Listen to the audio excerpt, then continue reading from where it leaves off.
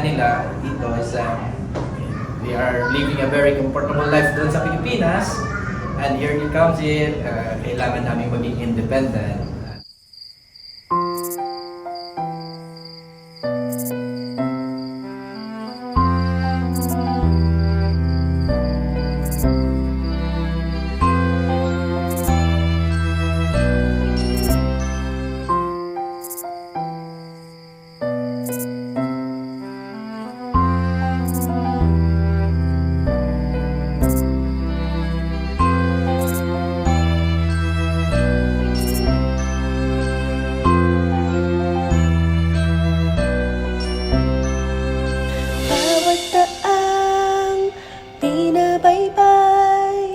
Pagmamahal, umaalalay, kabiguan man o tagumpay, hawak mo ang aking kamay. Hindi tayo maliligaw, walang bibitaw. We know God's plan, God's design for marriage. Kailangan magkakasama kayo. Pag-asa ay abutan na. Naniniwala pa rin. After praying for this year, yung nakauwi po kami sa Pilipinas, kasama namin buong pamilya namin. And nakaspend kami ng Christmas in advance. Isang pamilya tayo ngayong Pasko! Yung nami-miss ko po sa Philippines is yung family ko kasi first time ko mapalayo sa kanila ng matagal. Nami-miss ko yung life ko sa Philippines, na which is nakasama ko ng mga pamilya, together, ng buong family, Thanksgiving. Malaking adjustment sa akin yung nandun, thank God, kasi na-introduce sa akin, sa amin, itong YIC family. So, because of this one, I found my family here in UAE. And I thank God for that one. Isang pamilya tayo ngayong Pasko!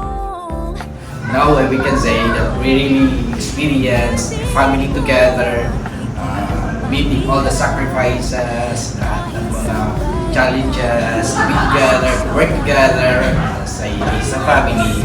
Dito namin naranasan. Isang pamilya tayo ngayong Pasko!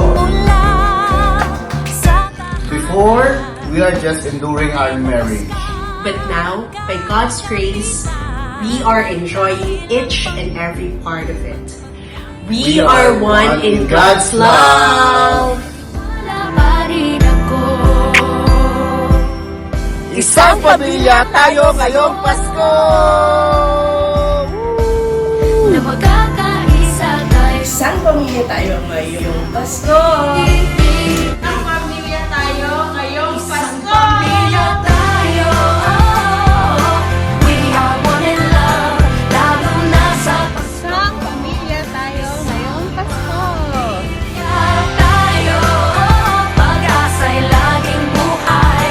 Sa Diyos isang pamilya tayo ngayong Pasko. Isang pamilya tayo. Isang pamilya tayo ngayong Pasko! Let's laugh and cry and dream together. Na-miss ko ngayon talagang Christmas ay ang aking family. It's been 3 years na hindi ako nag-celebrate with them ngayong Christmas. And cry and dream together. Ano man ang mangyari, family is forever. Thank God na binigyan niyo po ako ng buong pamilya dito sa abroad. Sa himala ng Pasko. Looking forward to what God will do for me this 2026. Isang pamilya tayo. We are one in love. Lalo na sa Pasko. Isang pamilya tayo. Pag-asa'y laging buhay. Isang pamilya tayo. Isang pamilya tayo. Isang pamilya tayo. Maligayang Pasko po sa ating lahat!